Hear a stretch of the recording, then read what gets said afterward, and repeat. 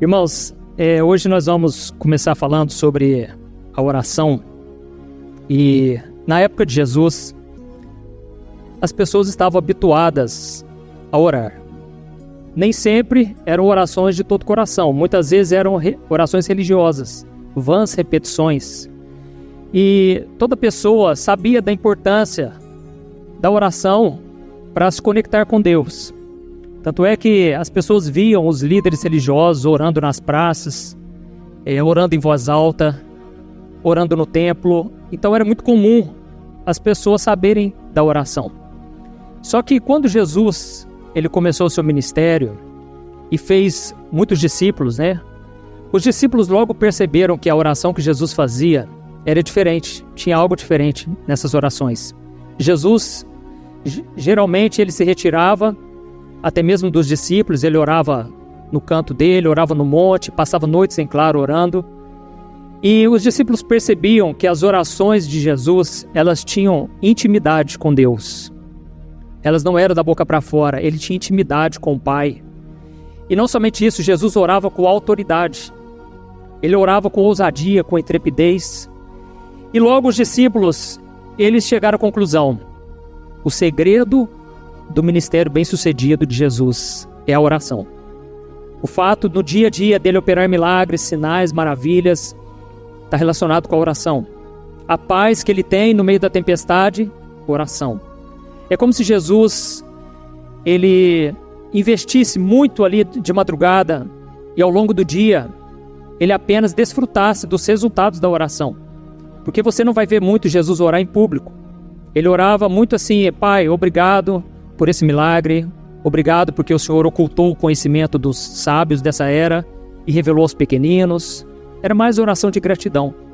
Até mesmo porque Jesus não queria demonstrar uma espiritualidade assim como os fariseus, que queriam se exibir o tempo todo. Então Jesus preferia orar em silêncio. E os discípulos então se reuniram e chegaram até o mestre e falaram: Senhor, ensina-nos a orar. Eles não pediram: ensina-nos a pregar, ensina-nos a ensinar as multidões ou fazer milagres. Não, eles pediram: ensina a gente a orar, nós queremos aprender. Talvez porque eles pensassem: a nossa não tem funcionado, não sei, a gente é confuso com a oração, assim como nós, E então Jesus ensinou a oração que é conhecida hoje como a oração do Pai Nosso. E hoje é a oração mais conhecida de todas. Todo mundo conhece a oração do Pai Nosso. E eu me lembro que eu aprendi, por vir de uma família católica, e ia também em centro espírita, então era espírita católico. E eu aprendi a oração do Pai Nosso, mas eu não entendi a profundidade dela, assim como muitos até hoje não entendem. Até que eu descobri uma coisa importante sobre a oração do Pai Nosso. Essa oração não é para todo mundo. Essa oração é somente para os discípulos. E quando eu falo discípulos, eu não estou falando dos 12 que Jesus chamou, mas eu estou falando para todo seguidor que foi salvo por Jesus. Amém? A oração do Pai Nosso, ela não é para todos, e eu vou te explicar a razão disso. Lá em João capítulo 1, se você trouxe a sua Bíblia, João capítulo 1, versículo 11 e o 12. Está escrito assim, Jesus veio para o que era seu, mas os seus não o receberam. Contudo, aos que o receberam, aos que creram em seu nome, deu-lhes o direito de se tornarem filhos de Deus. Ou seja, irmãos, quando nós recebemos Jesus como nosso Senhor, Salvador, quando nós cremos nele como um enviado de Deus para morrer pelos nossos pecados, aí sim nós nos tornamos filhos de Deus. Talvez você pergunte: ué, pastor, mas todo mundo fala que é filho de Deus aí fora? Irmãos, não é verdade. Inclusive o próprio Jesus falou para os fariseus da época: vocês são filhos do diabo, porque vocês fazem tudo que o diabo pede, tudo que ele manda, vocês fazem a vontade dele. Então, nós só nos tornamos filhos de Deus quando nós recebemos o Filho de Deus, Jesus. Amém? Deu para entender? E é por isso que a oração do Pai Nosso não é para todos, porque ela começa falando: Pai Nosso que estás no céu. Ou seja, ele é o nosso Pai. Ele não é só o meu Pai, ele é nosso Pai. E Jesus é o primogênito, é o primeiro de muitos. Então nós podemos dizer que somos irmãos de Jesus. Amém? E aí então, fica uma questão aqui. Essa oração, irmãos, é assunto de família. É você se abrindo com o seu pai. diretamente com o seu Pai. E como a gente tem dificuldade de entender nessa profundidade, né? Geralmente achamos que é tão distante a oração e não precisa ser. O pastor Jay, na semana passada, ele leu Mateus capítulo 6, o versículo 12, que diz assim: perdoa as nossas dívidas, assim como perdoamos aos nossos devedores. Ele falou muito sobre essa questão de perdoar, de pedir perdão a Deus e ao mesmo tempo demonstrarmos isso na vida das pessoas. Mas esse pedido de perdão, irmãos, é muito importante que você entenda isso. Não é para você entrar na família de Deus. Presta atenção. Esse pedido de perdão do Salmo 91... Espera aí, deixa eu pôr no silencioso aqui. Aí. Esse pedido de perdão da oração do Pai Nosso não é para você pedir para entrar na família de Deus. Não. Se você já entregou sua vida para Jesus, você já está na família de Deus. Mas talvez você não está agindo como membro da família de Deus. Entenda isso.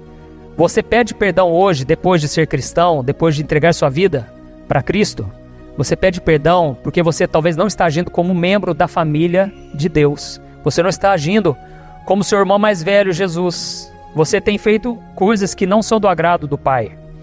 Então, se você já é salvo, você tem que entender que agora o pecado já não te separa mais de Deus. Não é assim, olha, eu pequei, agora Deus está totalmente distante, está 1000 quilômetros da minha distância, está muito difícil agora voltar para Ele. Não, o pecado já não te separa mais. Porque a sua salvação agora é garantida pela obra de Jesus na cruz, e não pelo seu esforço, não por aquilo que você faz ou deixa de fazer. Isso é uma graça, é algo que você não merece, nunca vai merecer. Ele morreu pelos seus pecados do passado, os que você vai cometer hoje e os de amanhã. Mas fica comigo até o final, porque eu vou te explicar o que significa graça. Então, lá em Efésios capítulo 2, o versículo 8 e o 9, diz assim, ó: vocês são salvos pela graça, por meio da fé. Isto não vem de vocês, não vem de nós. É um dom de Deus, não por obras, para que ninguém se glorie. Amém? Irmãos, Deus se preocupa muito com essa questão de pessoas se gloriando, achando que são boas, que eu mereço. O próprio Jesus disse, eu não vim para os sãos, eu vim para os doentes. Porque os doentes, eles precisam de médico, precisam de remédio. Eu vim para esses, chamar pecadores ao arrependimento. E o que acontece? Aqui está dizendo que a graça é um favor de Deus, é merecido, nós não merecemos. Mas aí talvez fique a pergunta então, já que o pecado agora, depois da conversão, ele não nos separa mais de Deus, o que acontece então? Acontece que você começa a perder a intimidade com o seu Pai. Basta você olhar nos seus primeiros dias de conversão, a intimidade que você tinha com Deus, o primeiro amor. E então você vai perdendo essa intimidade, e isso é mais grave do que você imagina. Então, continuando essa reflexão sobre o Pai Nosso, o versículo 13, Jesus nos ensina a orar assim, ó: e não nos deixe cair em tentação, mas livra-nos do mal, porque teu é o reino, o poder e a glória para sempre. Amém. Ou seja, depois que você pede, Senhor, perdoa as nossas dívidas, perdoa os nossos pecados, aí você então deve orar, Senhor, e não nos deixe cair em tentação, mas livra-nos do mal. Tem algumas traduções da Bíblia que a palavra mal é traduzida por e livra-nos do maligno. Ou seja, é o diabo que está por trás da tentação. E é isso que eu quero falar com você hoje, o perigo de você cair em tentação. Talvez você já se perguntou alguma vez, né? Ah, mas o que acontece se eu fizer aquilo lá? O que acontece se eu cair num pecado ali? Se eu alimentar o pecado na minha vida? Porque muitas vezes a gente não escuta sobre isso. Nas igrejas aí fora, as pessoas não pregam sobre pecado depois da conversão. Fala-se muito sobre, eu tinha uma vida torta, eu era pecador demais, até que eu entreguei minha vida para Jesus. E aí você muitas vezes pensa, nossa, será que é só eu que sou o pecador aqui? Porque é tanta gente falando de santidade, né? E então eu quero te mostrar o que acontece depois da conversão. Em Tiago capítulo 1, versículo 13, está escrito que Deus nunca nos tenta. Deus nunca vai te tentar para você pecar, porque Ele não tem interesse na sua queda, Ele quer ver o seu crescimento. Mas o diabo é que está por trás disso. E desde lá do início, quando ele tentou Adão e Eva, ele tentou para destruir mesmo, para derrubar a criação de Deus. E quando eles caíram, na tentação, a Bíblia diz que a partir de Adão e Eva, a partir de Adão, o pecado infectou toda a humanidade. E essa infecção atingiu todo mundo, todas as classes sociais, pessoas boas, pessoas ruins. Inclusive todos nós somos a imagem e semelhança de Deus. Nós não perdemos essa imagem. Acontece que o pecado meio que deformou. Então tem pessoas que têm um pouquinho da imagem de Deus. Tem outras pessoas que têm muito. Tanto é que tem pessoas que não são cristãs, mas têm muitas qualidades de um cristão. Pessoas boas, pessoas generosas, pessoas altruístas, pensam sempre no próximo. Mas isso não garante também a salvação. Porque não é por obras, lembra? A salvação é pela graça, por meio de Jesus, pela fé. Então, o pecado infectou todos nós e agora todo ser humano, quando ele já nasce contaminado pelo pecado. É como se fosse um vírus que passou. Diferente, por exemplo, da pandemia, que para nós já foi algo grave, o pecado foi 1000 vezes pior. Porque na pandemia, muitos ainda não pegaram aquele vírus. O pecado não, atinge todo mundo. O pecado não somente diferente da pandemia, onde muitas pessoas morreram, mas foi uma parcela. O pecado não, matou todo mundo, contaminou a todos. E agora, a Bíblia diz em Isaías que o pecado faz separação entre o homem e Deus. Ou seja, existe uma barreira na humanidade, é por isso que o ser humano busca tanto a religião. Ele sente que algo está faltando. Mas a Bíblia diz também que Deus amou tanto o mundo, que Ele enviou o seu próprio Filho para vir nesse mundo, para morrer por nós na cruz. E agora, a partir de Cristo, nós podemos nos reconciliar com Deus. E o apóstolo Paulo chama esse Jesus de o segundo Adão. Teve o primeiro, agora foi o segundo. Justamente porque, no início, Adão, ele foi tentado pela serpente no paraíso. No paraíso era o lugar perfeito, o jardim do Éden era perfeito. Muita abundância, muito conforto, comunhão direta com Deus. Só que Adão acabou caindo. E agora vem Jesus, o segundo Adão. E Jesus, ele foi tentado num lugar totalmente diferente. No deserto, um lugar terrível, um lugar que não foi feito para o ser humano habitar. E não somente isso, Jesus estava com fome. Ficou jejuando por 40 dias, 40 noites. E foi justamente no pior momento, o momento que ele sentiu uma fome, que o diabo veio para tentá-lo. Só que com a diferença, dessa vez Jesus não caiu. Amém? Jesus não caiu, Ele venceu por nós. E aí fica uma lição para mim e para você aqui hoje. Não é o ambiente que vai determinar se você vai cair ou não em tentação. Mas é a escolha que você faz de obedecer à voz de Deus. É a escolha que você faz de obedecer à palavra do Senhor. E eu vou te dar um exemplo aqui na vida de Jesus. Porque Ele mesmo dizia para as pessoas, eu não vim para servir, eu não vim para ser servido, eu vim para servir.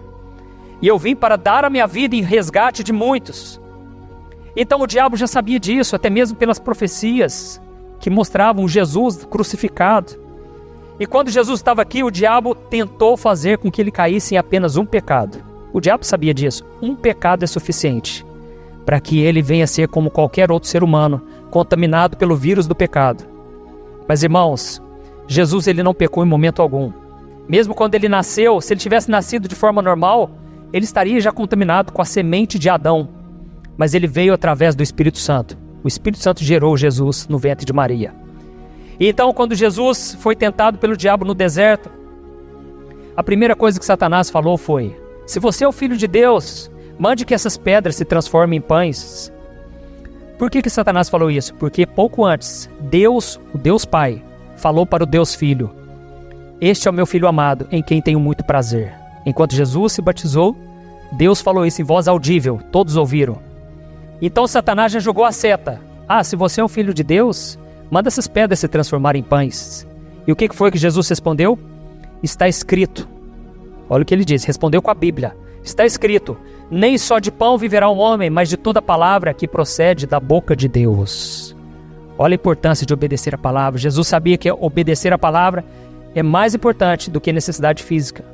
E Jesus estava citando um versículo de Deuteronômio 8, que o próprio Deus falou, olha, eu permiti o meu povo de Israel passar fome no deserto, para que eles entendessem que nem só de pão viverá o homem, mas de toda palavra que sai da minha boca.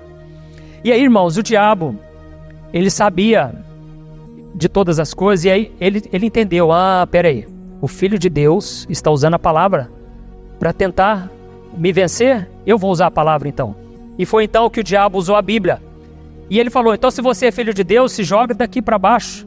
Pois está escrito: ele dará ordens aos seus anjos a seu respeito, e com as mãos eles o segurarão, para que você não tropece em alguma pedra.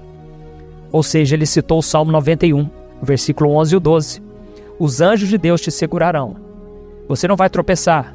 Só que aí então Jesus respondeu, também usando a Bíblia: não põe à prova o Senhor, o seu Deus. Não é porque Deus falou uma coisa que agora você vai tentar a Deus. E por fim, irmãos, Satanás deu o último bote.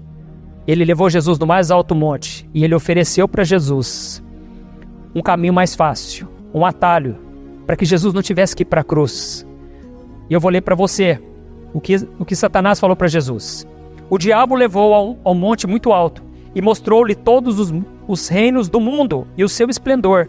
E lhe disse: tudo isso lhe darei, se você se prostrar e me adorar. Irmãos, Jesus não caiu. Jesus venceu. Ele entendeu: se o meu Pai quer que eu vou para a cruz, eu vou para a cruz. Eu não vou me submeter a mais nada. E o diabo queria dizer o seguinte: olha, você não precisa passar por isso, cara. Faz o seguinte, só se prostra diante de mim, eu vou te dar todo o reino, toda a glória, seja na terra, seja acima do céu, todo o reino no mundo espiritual. E o diabo tentou seduzir Jesus, mas Jesus não caiu. E lá em Lucas capítulo 4, versículo 13, diz assim: tendo terminado todas essas tentações, o diabo deixou até ocasião oportuna. E aí, irmãos, fica a pergunta: qual foi a próxima oportunidade? Porque o diabo se retirou por um momento. Ele não vai se retirar por resto de sua vida. Não, é por um breve momento. Irmão, sabe por que o diabo não tenta a gente toda vez? Porque cada vez que você vence uma tentação, você é fortalecido por Deus, Deus te usa mais, Deus te eleva a um novo nível. Quando Jesus saiu do deserto, a Bíblia diz que ele saiu cheio do Espírito Santo e começou a operar sinais e maravilhas, porque ele venceu Satanás. Se o diabo te tentasse toda vez, você ia virar um foguete com Deus. Então, ele espera a próxima oportunidade, entendeu? E qual foi a próxima oportunidade? Usando a boca de um dos discípulos. Veio de dentro agora. Lá em Mateus capítulo 16, versículo 21 ao 23. Diz assim, ó: desde aquele momento, Jesus começou a explicar aos seus discípulos que era necessário que ele fosse para Jerusalém e sofresse muitas coisas nas mãos dos líderes religiosos, dos chefes dos sacerdotes e dos mestres da lei, e fosse morto e ressuscitasse no terceiro dia. Então Pedro, chamando-o à parte, começou a repreendê-lo, dizendo: nunca, Senhor, isso nunca te acontecerá. Jesus virou-se e disse a Pedro: para trás de mim, Satanás, você é uma pedra isso para mim, e não pensa nas coisas de Deus, mas nas dos homens. Irmãos, Jesus aqui começou a abrir o jogo. Ele começou a preparar os discípulos. Olha, está chegando a hora, eu vou ser crucificado. Eles vão me maltratar, vão cuspir na minha cara, colocar uma coroa de espinhos na minha cabeça. E eu quero que vocês saibam disso. Naquela hora, irmãos, Satanás influenciou Pedro. Por quê? Pedro era um cara que agia ainda por conta própria, acostumado a defender Jesus, não é assim? Foi lá, cortou a orelha do soldado, sempre querendo fazer do jeito dele. Então, nesse momento, Pedro chega para Jesus e fala: Senhor, nunca isso vai acontecer. Você nunca vai para a cruz, eu não vou deixar. Nós não vamos deixar. Não tem por que você ir para a cruz, sofrer desse jeito. O Senhor é o Filho de Deus. Mas, irmãos, Pedro estava errado. E o diabo usou aquele sentimento que ele tinha. Porque, apesar de amar Jesus, ainda era um cristão carnal. Um cristão movido pelos sentimentos. Irmãos, tem pessoas que são assim, movidos como a onda do mar. Como diz Tiago, capítulo 1. Elas uma hora estão lá em cima, outra hora estão lá embaixo. Uma hora está firme com Deus, outra hora não está. Sabe, uma hora acredita, outra hora não. E Tiago diz assim, ó: não pense que essa pessoa vai receber alguma coisa de Deus. Irmãos, precisamos crescer e amadurecer espiritualmente. E Pedro, então, ele foi influenciado, primeiro, porque ele tinha uma visão limitada ainda sobre quem era Jesus. Ele achava que Jesus veio como um vencedor. Ele iria defender os judeus dos romanos. Mas Jesus o tempo todo dizia: não crie essa ilusão. O meu reino não é dessa terra, o meu reino é celestial. Eu vou preparar um lugar para vocês, não é aqui. Só que Pedro não entendia isso. Outro motivo é que ele não queria que o seu amigo sofresse. Irmãos, qualquer um de nós teria essa reação. Meu irmão, Para com essa besteira. Imagina alguém chegar para você e falar, olha, Deus falou para mim que Ele vai me pôr no deserto ferrenho e eu vou perder tudo, eu vou sofrer. O que você vai fazer? Não, meu irmão, está repreendido. Que isso? Jamais vai acontecer na sua vida assim. Mas, irmãos, na verdade, Pedro não teve o discernimento espiritual. E foi então que Jesus continuou enfrentando tentações, mas o tempo todo vencendo. Por quê? Conectado com o Pai em oração. Ele teve o discernimento espiritual. Só que agora chegou o momento da luta ser interna. Jesus estava no Getsemane e ele realmente suou sangue. E ele falou, Pai, se for preciso, se for possível, passa de mim esse cálice. Arruma outro método para eu pagar por esses pecadores. Nem querem crer em mim.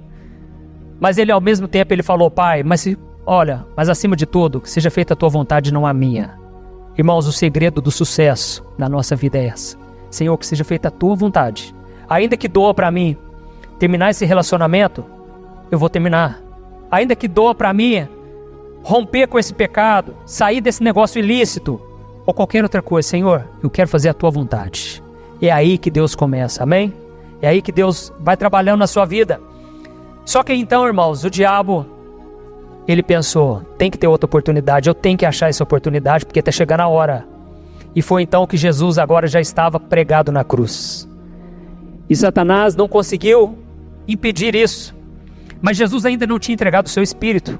Porque a nova aliança, diferente do que muita gente pensa, a nova aliança começou a partir da morte de Jesus. Não foi a partir do nascimento. Tanto é que enquanto Jesus estava aqui, ele cumpriu a lei. As pessoas tinham que cumprir a lei. Hoje nós estamos no tempo da graça. E então Jesus não tinha morrido ainda. E foi então que começou a maior batalha espiritual de todas. Eu quero ler para você Mateus capítulo 27, o versículo 38 ao 44. Diz assim: 2 ladrões foram crucificados com ele, um à sua direita e outro à sua esquerda. Os que passavam lançavam-lhes insultos, balançavam a cabeça e dizendo: você que destrói o templo e o reedifica em 3 dias, salve-se, desça da cruz, se é filho de Deus.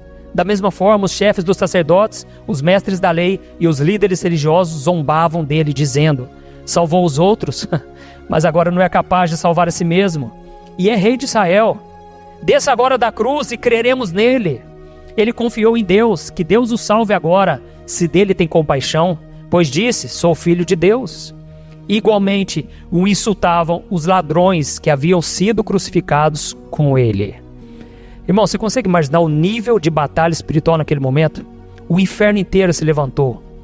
Irmãos, foi o tempo mais terrível para Jesus ali, porque Jesus estava pagando por algo que ele não precisava. Ele sofreu o castigo que nós merecíamos, mas ele fez por amor a nós e por obediência ao Pai, amém?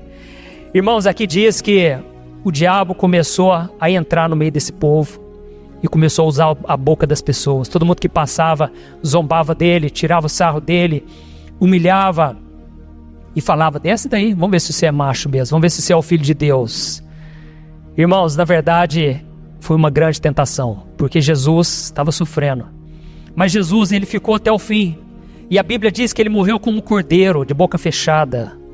Ele não revidou, não fez nada, pelo contrário, ainda orou por aqueles que o estavam crucificando. Inclusive Jesus orou: Pai, perdoa-lhe, porque eles não sabem o que fazem. Eu não acredito que Jesus estava orando por todos ali. Ele estava orando, sabe por quem? Pelos os romanos, os soldados romanos que crucificaram ele. Eles não tinham noção do que estava acontecendo, mas os religiosos da época sabiam muito bem o que eles estavam fazendo. Tanto é que Jesus falou para um dos líderes religiosos, Caifás. Ele falou: Caifás, você vai pagar tanto depois que você morrer. Você não tem noção da sua dívida, porque você sabe muito bem o que você está fazendo, e você está armando todo mundo contra mim. Então Jesus orou: Pai, perdoa-lhes, porque eles não sabem o que fazem. Aqueles soldados que crucificaram ele. Mas, irmãos, o mais interessante é que aqui diz, que igualmente os ladrões que estavam com ele também insultavam ele. Os 2 ladrões insultavam Jesus: salva-te a ti mesmo, desce daí. E aí eu fico me perguntando: nossa, mas o que aconteceu para que um dos criminosos, ladrões que estavam do lado dele, se arrependesse? Tanto é que de repente ele falou para o outro: para de falar mal dele, porque ele está aqui sendo crucificado sem merecer, mas eu e você, nós estamos aqui porque nós fizemos coisas erradas. Irmãos, a Bíblia não fala o que levou esse homem a chegar nesse arrependimento, nesse quebrantamento. Tanto é que ele chegou a dizer: Jesus, lembra de mim quando entrares no paraíso? E Jesus falou: você vai ser o primeiro a entrar. Um ex-ladrão vai ser o primeiro a entrar no céu. Irmãos, sabe o que eu vejo que aconteceu? Talvez ele tenha olhado para a reação de Jesus na cruz. Porque Jesus não revidou, Jesus orou por aqueles que o perseguiram. E aquilo foi um poderoso testemunho. Ainda salvou o homem no último momento da sua vida se arrependeu ao ver um testemunho de alguém que obedeceu ao Pai. Você não tem noção do quanto Deus pode te usar simplesmente pelo fato de você manter o seu testemunho firme até o fim. Amém? Só o fato de você permanecer firme, enquanto 1000 estão caindo ao seu lado, 10.000 à tua direita, isso já é um poderoso testemunho. Você que está passando pelo deserto hoje, você não imagina que só o fato de você suportar esse deserto, glorificando a Deus, isso é um testemunho na tua casa, na tua família, onde você for. Amém? Então, nós não podemos esquecer uma coisa, eu quero que você guarde isso pro resto da sua vida. Cada tentação que você enfrenta é muito mais do que uma luta pessoal sua. É uma batalha espiritual, onde está em jogo o propósito de Deus na sua vida. Se você ceder às tentações, se você recuar, se você olhar para trás e abandonar o seu Deus, você vai perder os galardões, você vai perder as bênçãos que o Senhor tem para a sua vida.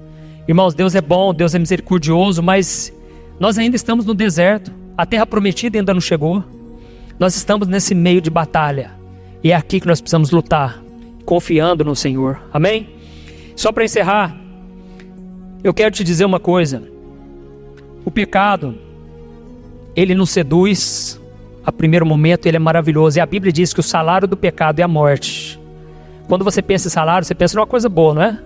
Você foi chamado pelo seu patrão, ele te ofereceu um salário, você trabalha para você receber isso, a sua recompensa. Só que a Bíblia diz que o salário do pecado, na hora que você vai receber o pagamento, ele te frustra, ele te mata, porque é a morte. Ou seja, ele te ilude com prazer momentâneo, você fica feliz, mas depois ele te causa vergonha, medo, culpa. Foi o que Adão e Eva sentiram, é o que a gente sente hoje. Mas glória a Deus, porque nós temos uma saída. E o que acontece quando você vai caindo em tentação e você não se arrepende? Como Jesus ensinou, orem o Pai Nosso. Peça perdão a Deus, peça para não cair em tentação. Mas e se caiu, o que acontece? Se você não pedir perdão, vai acontecer 4 coisas. Primeiro, o pecado, ele vai diminuir a sua sensibilidade diante de Deus. Você peca uma vez, você chora, não é assim? Você vai para a presença de Deus, você quer ir para uma vigília. Deus me perdoe, como que eu pude cair? Na segunda vez, você não chora mais. O pecado já vai tirando sua sensibilidade. Na terceira, você nem pede perdão mais às vezes. Porque você até pensa, eu já pequei tanto, não vou nem pedir perdão. Ele vai anestesiando você. É isso que o pecado faz. E por causa disso, você para de ouvir a voz de Deus. Você não tem mais o norte, você não sabe mais o que Deus tem para sua vida. E aí você começa a fazer escolhas erradas. E aí um abismo vai chamando outro abismo. A segunda coisa que acontece, você começa a perder a sua proteção espiritual. Irmãos, o Salmo 34, versículo 7 diz assim, ó: o anjo do Senhor acampa-se ao redor daqueles que o temem e o livra. Ou seja, os anjos de Deus não estão ao redor de qualquer pessoa, mas é daqueles que estão ainda no temor de Deus. Você pode pecar, você pode falhar, mas se ainda existe temor no seu coração, tem anjos do Senhor te livrando, te poupando. Não saia do temor de Deus, porque é Ele que te livra das armadilhas do pecado. Amém? Muitas pessoas hoje, é como se estivesse com os muros caídos de Jerusalém, na época de Neemias. Os inimigos vinham, zombavam, roubavam tudo. Irmãos, tem muito crente assim. A vida dele é uma desgraça, porque é só coisa errada. Você escuta falar da pessoa, só notícia ruim. Uma hora é acidente, outra hora terminou tal coisa, a pessoa faliu. Irmãos, precisamos fechar as brechas. O inimigo é astuto, ele quer que você fique caindo em tentação, para que você dê brechas para ele e não se arrependa. Terceiro, você começa a perder então a sua paz e a sua alegria. E aí você não tem mais ânimo nenhum para buscar Deus, não tem força, não tem vontade de vir na igreja, ou quando vem por obrigação, porque uma coisa é você vir com o coração distante. Outra coisa é você vir porque você quer ouvir a voz de Deus. Você está com expectativa, o que Deus vai falar comigo na palavra. Você vem e adora a Deus. Esse é o diferencial. Mas o pecado não, ele entristece a gente. Quando Davi pecou e ele se deitou com uma mulher casada, depois foi lá, mandou matar o marido dela, ele fez uma oração no Salmo 51. E ele disse assim: Senhor, devolve-me a alegria da tua salvação e me sustenta com um espírito pronto a obedecer. Então ensinarei os teus caminhos aos transgressores, para que os pecadores se voltem para ti. Então Davi entendeu o seguinte, que é o quarto ponto. O pecado, ele prejudica o nosso testemunho. A gente para de dar frutos. A gente fica aquelas pessoas que não faz diferença, não impacta a vida de ninguém mais. Irmãos, quando eu vejo as pessoas contando, pastor, te sigo lá na internet, eu só quero saber o seguinte, mas o que mudou? E a pessoa me conta, pastor, olha, minha família foi restaurada. Irmãos, a minha alegria é essa. Eu espero que a sua alegria seja essa. Ganhar almas para Jesus, amém? Ver o que Jesus pode fazer através de você. Talvez você pense, nossa, mas quem sou eu para Deus fazer alguma coisa? Meu irmão, você tem o Espírito Santo, você tem valor, amém? Você não é nada, mas Jesus em você é o que faz a diferença. Já não sou eu quem vive, mas é Cristo em mim. E quando você está com Cristo, você vira outra pessoa. Até as pessoas de sua volta percebem a diferença. Até o cachorro de sua casa fala, nossa, o cachorro fica... Gente, todo mundo percebe. Por quê? Você agora tem alegria. Você agora não depende das circunstâncias. Você está olhando para o alvo, para o autor, consumador da sua fé. Glória a Deus. Vamos colocar de pé. Aleluia. Glória a Deus. E sabe o que significa autor e consumador? Significa que é com Jesus que a sua fé começa. Mas ele é o consumador, ou seja, é através dele que a sua fé é aperfeiçoada. Então não desista se você ainda acha que não está pronto. Com certeza hoje você está melhor do que já foi um dia. E você será melhor ainda cada vez mais para a glória de Deus. Amém? Feche seus olhos e vamos orar. Aleluia, Senhor, nós te agradecemos por este momento, por esta palavra. Deus, eu creio que o Senhor não trouxe essas pessoas aqui à toa. O Senhor tem um plano, um propósito para a vida de cada um, Pai. E a Tua palavra diz que aquele que está de pé vigie para que não caia. Pai, não nos deixe esquecer das Tuas advertências, porque são elas que nos livram do mal. Deus, tem cristãos aqui, Pai, que ainda estão caindo em muitas tentações. Estão fracos espiritualmente, perderam a alegria. Mas eu te peço aqui hoje, restaura a alegria deles, Senhor. Assim como Davi orou, devolve-nos a alegria da Tua salvação, Senhor. Ó Deus, eu oro também por essa pessoa que ainda não entregou sua vida a Jesus. Senhor, tem misericórdia, Pai. Traga, Senhor, essa pessoa para a Tua presença, que ela venha se tornar filho, filha Tua, Senhor. Em nome de Jesus, e que ela possa a partir de hoje dizer, Pai nosso, que está no céu. Ó meu Pai, eu te peço, escreve o nome dessa pessoa no livro da vida, Senhor. Pai, sonda o nosso coração neste momento e vê se há em nós algum caminho mau e nos guia pelos caminhos eternos. É o que te pedimos, em nome de Jesus. Amém. Glória a Deus. Aleluia.